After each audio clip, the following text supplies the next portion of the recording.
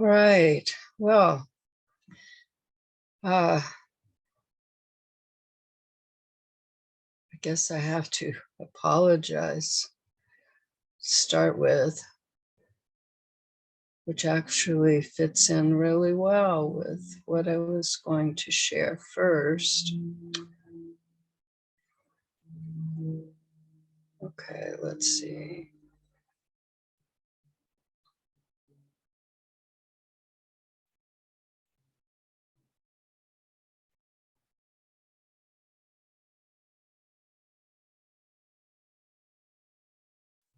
Okay.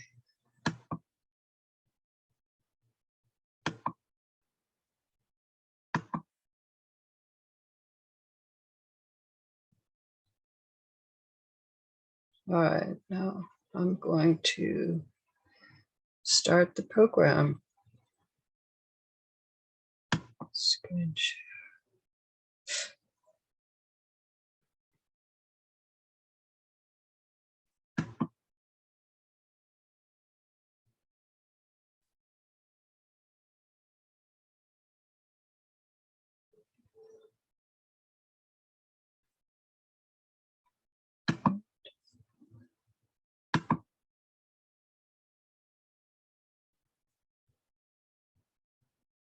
Okay. As I was setting up for this, I came across this as one of the things listed. So I thought that might be a good way to start. And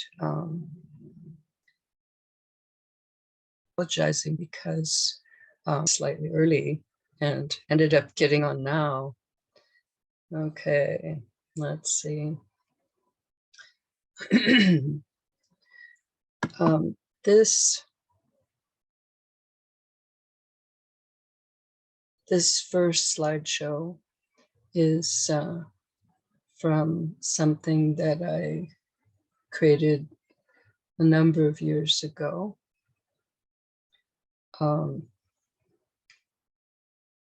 But it seemed like a good way to start. So when I found it listed and then on something that I'm going to share after.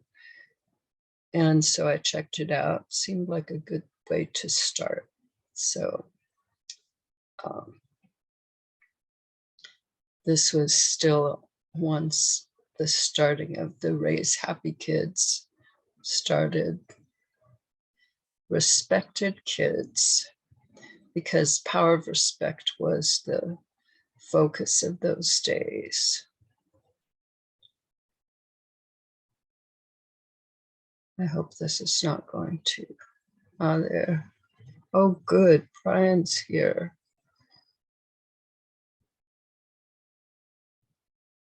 Let me admit him and stop the screen share.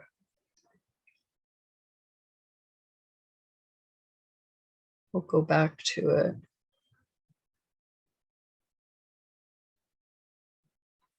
Hi, Brian. Oh no, you're gone.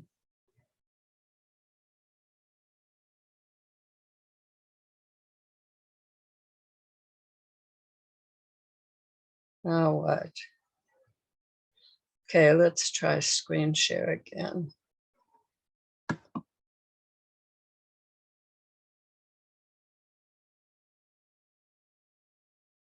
Oh, you're back again.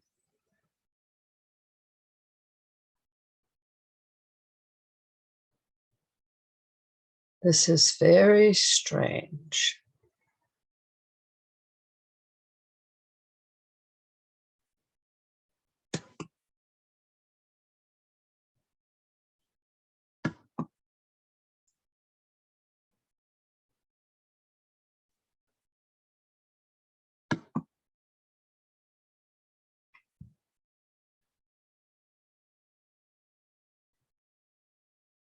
Okay, Let me,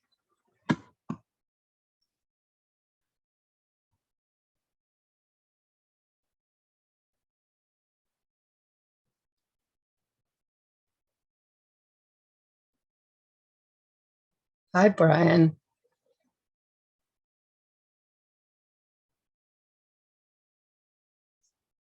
Hi there.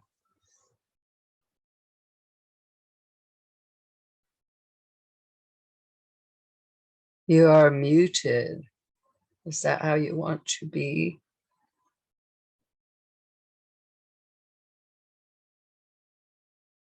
Oh no, what's that?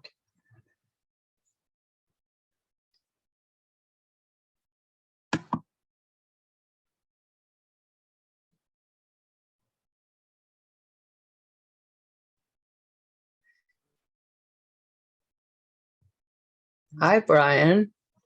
Working now. Goodness. It Rough was day. Getting in. Took me 20 really, minutes. to I know, What did I miss? nothing. I Okay. just got on. Took me Yeah. 20 minutes to get in. I kept jumping around. Oh, well. Oh, maybe it was Zoom then. I was thinking it was my computer, but Oh, but I was maybe having trouble too. then maybe it was Zoom. Okay. Okay. Great to see you. Thank you. Good to see you. We're here. Yeah, that's right. Made it. Okay. Well, um, I had a program planned for today. We can at least get started. Okay. And okay, I I I have some slideshows to share, but I would like, because I might make comments during them, and if there's anything you would like to say, or you think it's a good thing if we talk about while I'm going through it, that would be great. Okay. So, okay. Okay. All right. So see, this was working okay. Not great, but okay. So let's see.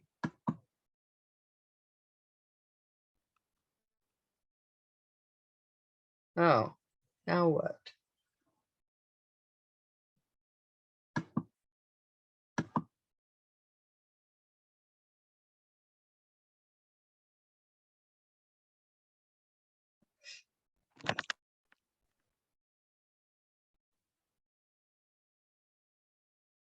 See, this is how my computer's working today.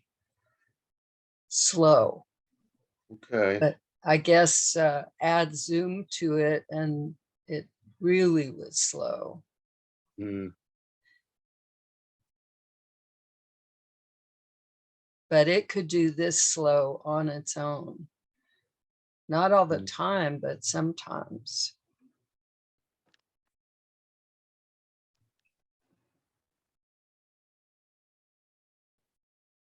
There you go. Yeah. Well, like it's just showing your picture, but that's all right. Okay. Oh, I know. I think I have the wrong thing pressed. I see your slides. Okay, let's go then. This was a video I made a lot of years ago, but Okay. it's anyway, I told a little bit about it. That's the only thing you missed. Okay. Before we go any further, I want to share some of the dominant positive results in kids that I have witnessed due to the power of respect. So you see, this was a long time ago because it was the power of respect. Okay. And now it's the one rule. Okay. I'm okay. I'm not saying that they are perfect or that kids demonstrate these qualities 100% of the time. Oh, wait a minute. I wanted to make this a slideshow. Let's see if it, well, maybe I should just do it this way. However, kids raised with respect are kids to be proud of. They're considerate, they're competent, they know what's good for them and tend to avoid what is not. They know their strengths and weaknesses and how to make the best of them all. They know how to get what they need, but not at the expense of others. They are clear, unafraid to be honest, willing to take chances. They feel good about themselves. They are glad to be alive. They are strong, healthy, wholesome. They have strong, positive beliefs in their self-worth. They make wise decisions. Cooperate, evaluate their needs and satisfy them, but not at the expense of others. They actively respect the needs of others, but not at the expense of themselves. Wouldn't you like your kids to be living examples of these qualities and abilities?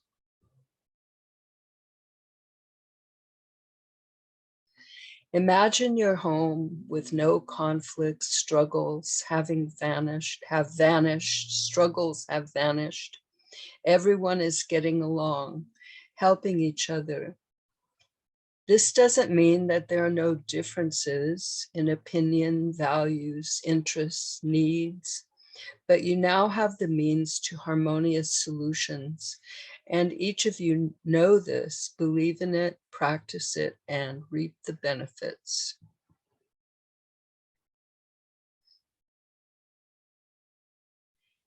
Here's an example of how to help this happen. This question is from my newspaper column. I've been reading your column and I like a lot of what you say. Most of the time, I think I am a respectful parent, but not always. Sometimes I really don't feel like being respectful. What can I do then?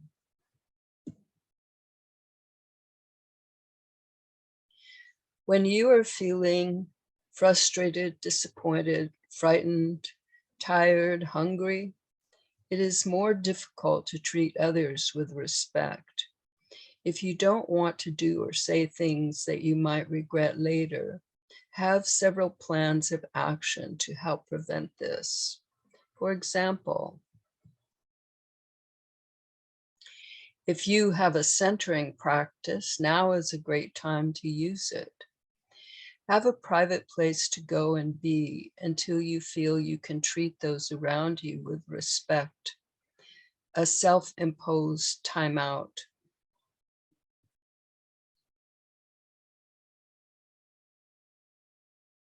Tell your kids what you're feeling. Explain that you don't want to do or say things to them that might make all of you feel bad, because of the way you're feeling, you might. Ask them to keep away from you until you tell them that you are okay again.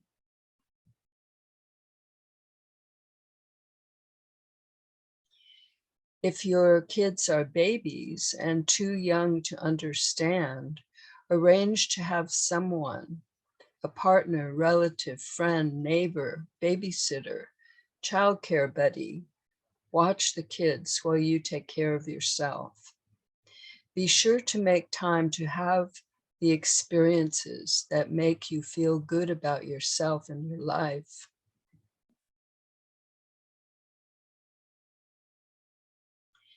If your kids are old enough, discuss this situation with them sometime when you are not in the middle of it. Get their suggestions and come to some agreements about what to do. Maybe they could give you a massage, fix dinner, play the piano, or go visit friends.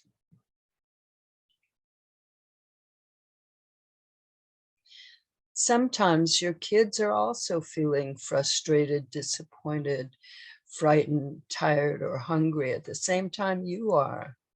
This certainly adds to the difficulty of keeping a relationship respectful. If this happens frequently or regularly, it can make a great difference in your lives if you make and take time to plan for these circumstances. If your kids are old enough, figure this out with them. After you have tried out the agreed upon plan of action, check in with each other to make sure it is working well and keeps working well for everyone. Be prepared to modify it if necessary until it is satisfactory.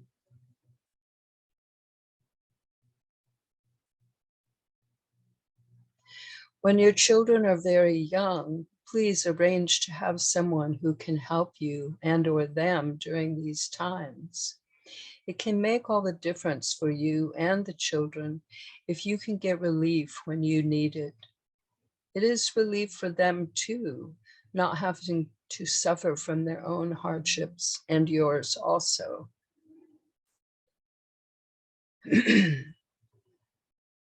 If you have already been disrespectful and are feeling guilt or regret about it, there are several things you can do. Forgive yourself. Let the past be in the past and be determined to act and speak in the present in ways that please you and your kids.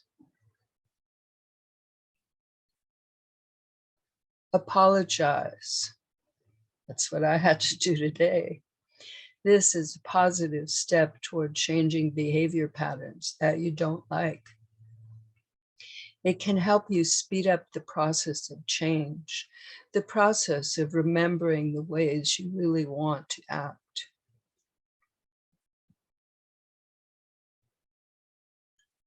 Ask your children what you can do to make amends for what you said or did, what might help them feel good again.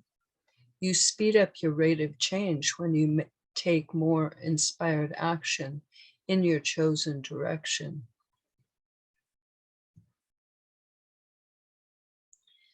This can help you remember even more than if you just apologize, and certainly more than if you don't even apologize. All of the above: forgive, apologize, and make amends.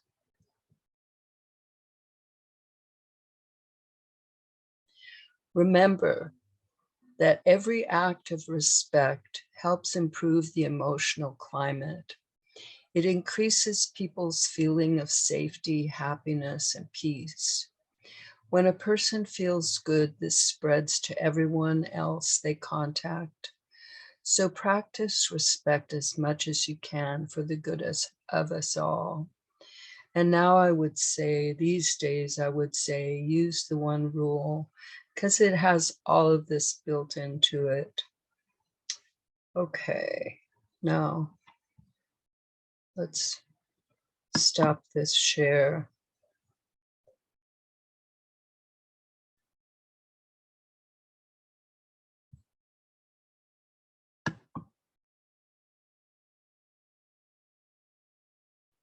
Oh, good. Brian's there again.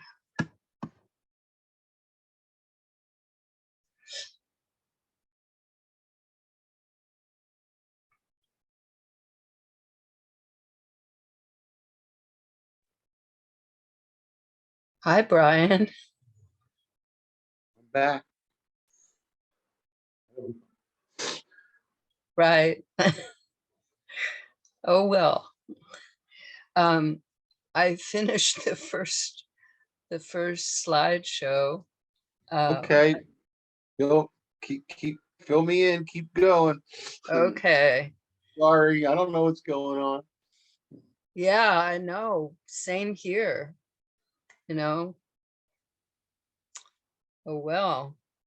Okay. Okay. Let's I'm here now. I'm back. Sorry. Sorry, everybody. I know. I did the same thing earlier, and to you, because I noticed you were on early, And so It's a maybe, glitching day. yeah. I was just wondering if maybe I need to do that. Okay. I'm gonna do another screen share.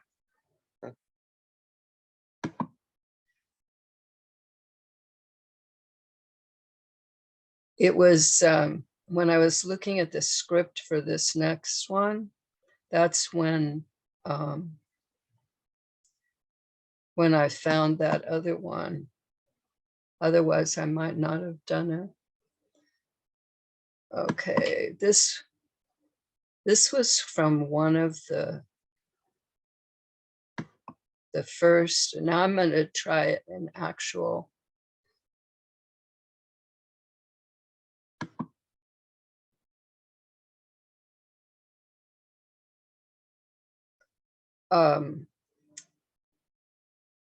Slideshow mode. This was okay. Welcome to Karen Rice's Family Zoom Station. During the first part of the show, we share the solutions we've offered. Then we open things up for Q&A and discussion. Because in these days, there were always guests like today. Okay. Last week, it was suggested that we address the topic of homeschooling, especially since almost every parent is a homeschooling parent these days, because this was the beginning of COVID. It was also suggested that I share ways to ease some of the problems that have come up because of this situation. These problems include stress because of the unusual situation, you and your family having to stay home together, no school, no jobs, and overwhelmed because you're home all day. Maybe you get to work from home. In any case, you have even more to do and no longer have time or energy to do what you need to and want to do. I want to tell you that this idea to share the information I'm sharing today is really it's one of the first things that in my training that I suggest. I call it a plan for calm, because I think not everybody may have a plan to keep in a calm state of mind. And so things can happen with children that wouldn't happen if they were in a calm state of mind. So at least I'm offering ways of doing this, whether they do or not, that's, you know, up to each individual. But at least there are ways to do it. So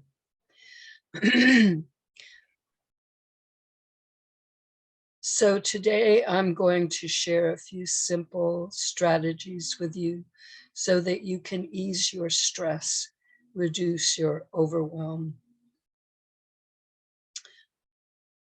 Oh, that's another thing. I was thinking it might be interesting to have you and Barda on, because she did unschooling with her kids for 26 years. And you, of course, have your book and things like that on homeschooling. So I thought that could be interesting discussion. Okay, I'm going to go on from here. Okay, this approach could free you from any guilt you may have been feeling if you believe you should be doing more, or any worry that you're not doing a good enough job as their teacher. Most people are not having to do this now, but in Instead of stress, you feel calm. Instead of overwhelmed, guilty, or worried, you'll feel a sense of ease. I'm going to share tools, skills, and strategies I used as a parent and teacher, and some new ones I've discovered and created for my personal well-being. If you're feeling stress, it is most likely you're going to want to be able to ease your stress right in the middle of stressful situations. It helps if you can become aware of increasing stress as you start to feel it. It's kind of like something I used to call my cue. That got mentioned last time. This goes into it a little more. I wrote about it in my first book and in my basic trainings. It was what I felt before I got upset. It is a similar process with stress. I'm sure you can see that it is much easier to change your direction before there is a lot of momentum pushing you in the direction you're headed in.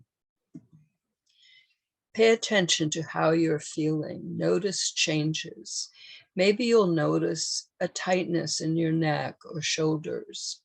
Maybe you'll notice that you're clenching your jaw or your abdomen, or even holding your breath. This is your cue. Discovering your cue is the first step. You may already be aware of what it is. The next step is doing something about it, something calming, because you don't have a lot of alone time. Was in these days. It's good to choose something you can do when others are there. Of course, that's good anytime, because you can get stressed anywhere. The following list comes from my original plan for calm and from more current discoveries. Choose what works for you. Timeout. This keeps coming to mind, so let's start with this. It's best if you explain to your family that in order to keep in a good mood, sometimes you're going to have a timeout, and ask them to please not bother you until your timeout is over. Where? As long as everyone is safe, choose your place. If you need to be in the room with others, you might sit in a corner or even just be there listening to something on your earbuds, music, inspirational, calming. How long? Hopefully as long as you need to get into a good frame of mind. You could decide beforehand and tell everyone. You could set a timer, or you could just tell them you'll stop as soon as you feel good again. During your timeout, do something that is satisfying for you with the intention to feel better. Read for a while, listen to music, play music, sing, take a shower or bath if you can, meditate, visualize, work out, dance, call a friend, go work in your shop if you can. Something that makes you feel better. Change your focus. Two ways to do this come to mind, but they both result in changing what you're thinking about. In fact, everything in timeout does that too. The reason this helps is because what you're thinking about is what is causing the stress. Change those thoughts to something more enjoyable, and you can start to relax. You can do the following wherever you are.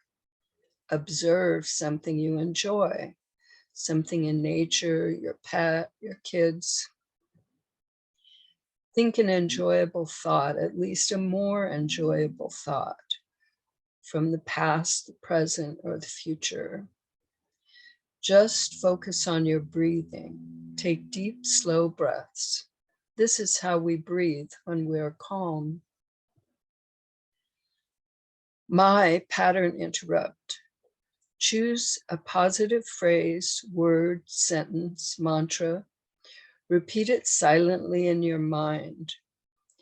For me, it vanishes when I'm feeling good again. At some point, I realize I'm not repeating it anymore. I do this all during my days. Although the above strategies are effective, I need a little water.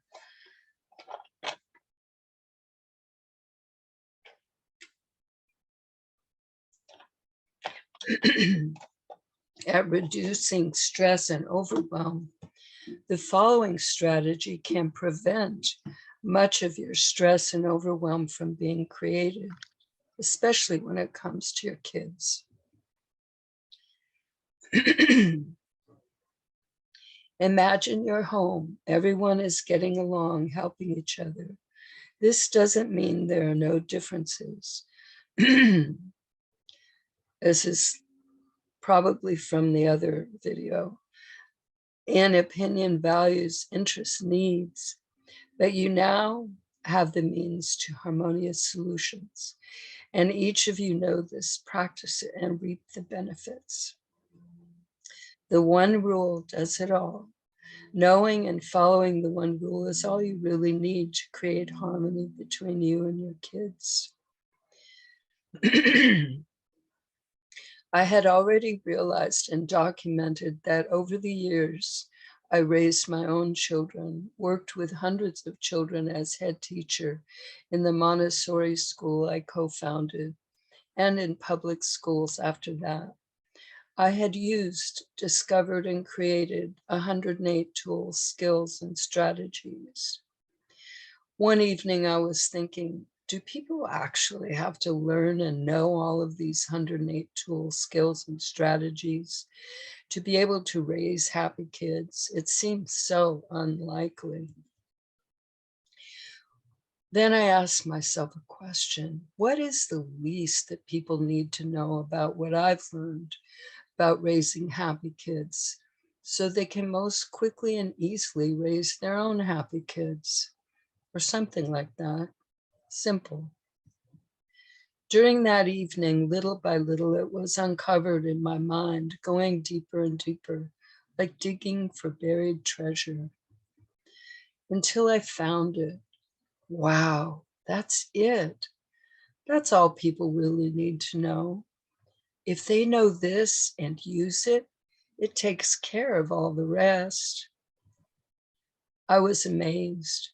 I told one of my coaches, and he came up with 108 parenting lessons in one simple rule. Here's the one rule. To raise happy kids and to be happy yourself, make sure that all involved agree with each decision. I know it sounds too simple. It is simple. But this is how I raised my kids. Once I decided never to force them to do what they did not want to do. This was how I treated the kids I worked with. Why and how the one rule works. Apparently, our brain is hardwired to answer questions. When we are asked a question, or when we ask ourselves a question, our brain immediately begins searching for an answer. The one rule is like asking our brain a question, so it immediately begins searching for an answer. The problem, trouble, or conflict is the source of the question. We ask two primary questions. How can we find agreement? And what is really important to me in this situation? That's how there is a direct connection to the 108 tools, skills, and strategies that help solve the problem. You may have more or different solutions, but the 108 is what came up in my life. Your foundation is the heart-to-heart bridge. When you use the one rule, you create a heart-to-heart bridge between you and your child. That way you both feel loved at all times. You are loved, but you also feel loved. They are loved, but they also feel loved. No one has to wait until there's some disaster or loss to recognize that the love is there. You and your child get to feel it at all times. Imagine the blissful power of this. Holding space. In my first coaching session on the one rule, I learned another important reason that the one rule works so well in creating harmony between kids and adults. When you are determined to be solution-oriented, and the solution must be one all involved agree on, you are holding space for yourself and for your child. You are not only a model of how to follow the one rule. Excuse me, I've got to have water.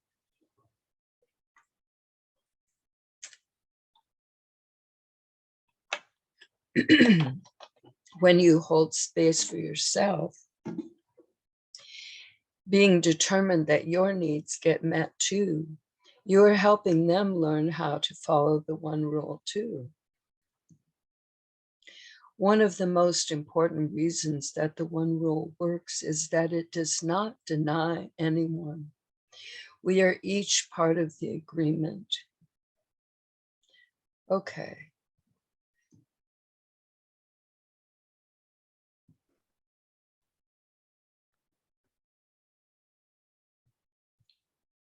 All right. Let's see. Oh.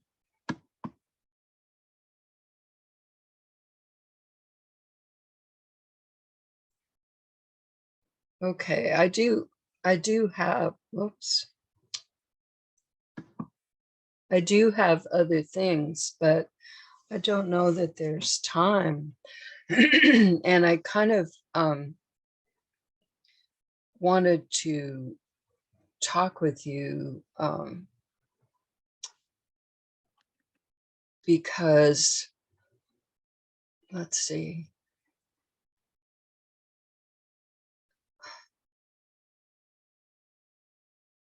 I was thinking of making a challenge. Have you seen those online? Challenges? Anyway, Yeah. I was thinking of making a challenge of the plan for calm. I just did a 3-day challenge with one of the people that I follow online, and it was really interesting and powerful. And so I was thinking that might be a good one to help more people have something like that, you know, at least the awareness, you know, Okay. because anyway, and then if they do the challenge, they can get some specifics that relate to them. The other thing is I'm going to be reaching out to all the peace-oriented groups that I can access in terms of sharing my information with them, as because I've looked at for a while. I've looked at this approach as an essential foundation for peace. If you don't have people that know how to interact peacefully with other people, no matter what kind of peace solutions you come up with, it's not going to be a long-lasting situation if the people don't have this strength in them and knowledge. Anyway,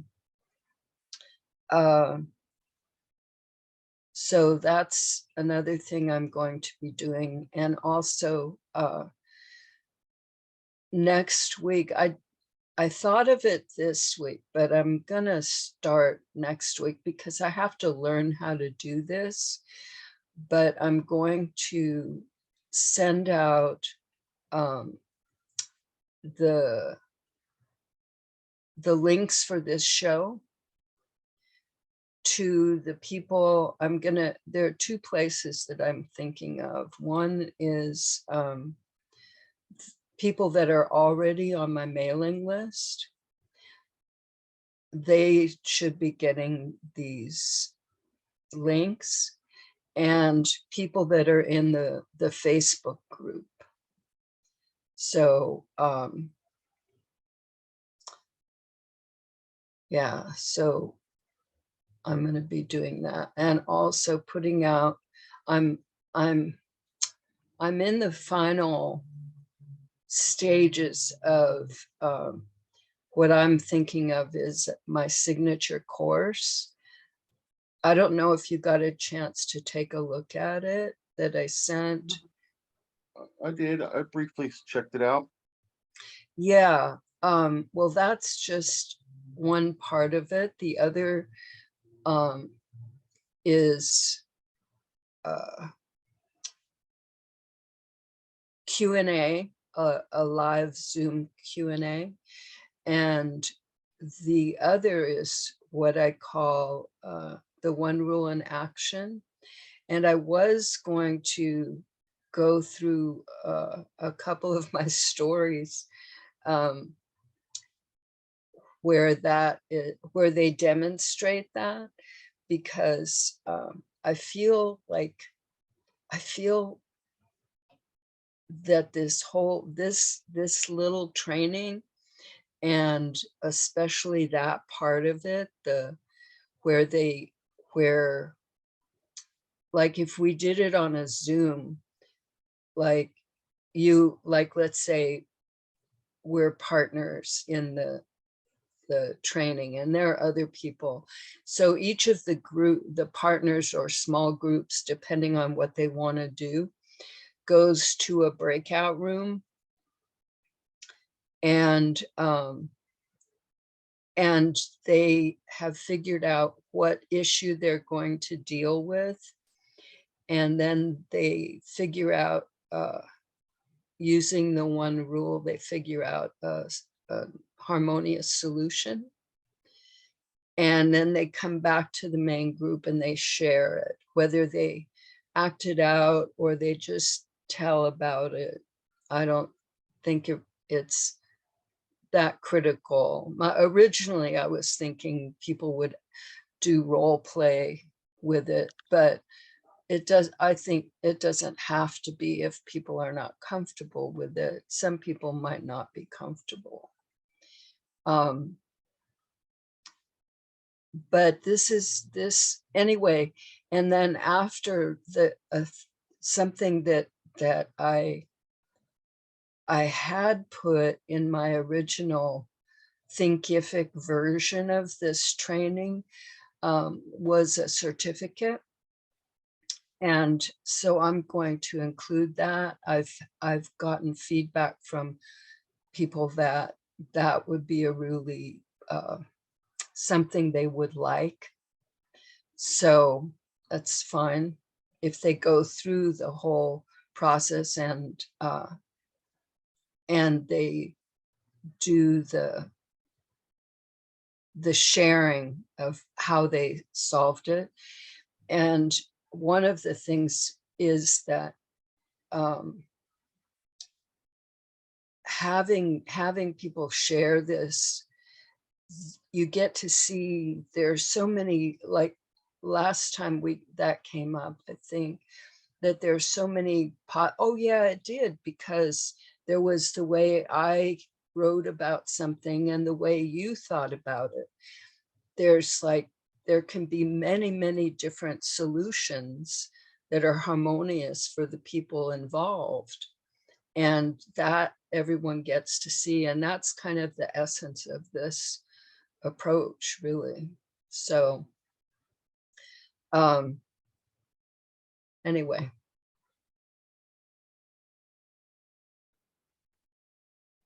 Any Yeah, thoughts? yeah. The one thing that keeps coming back in mind is sometimes I think we as parents and teachers, um, we've been trained in the past to not give the kids equal say and what of For the sure. outcome.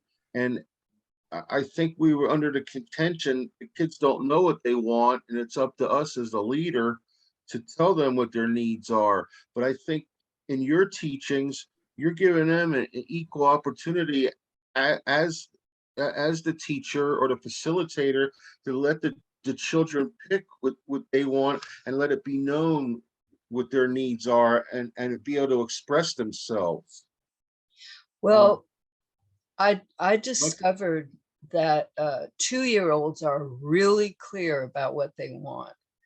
There's like no question. They know what they want in any given moment and what they don't want.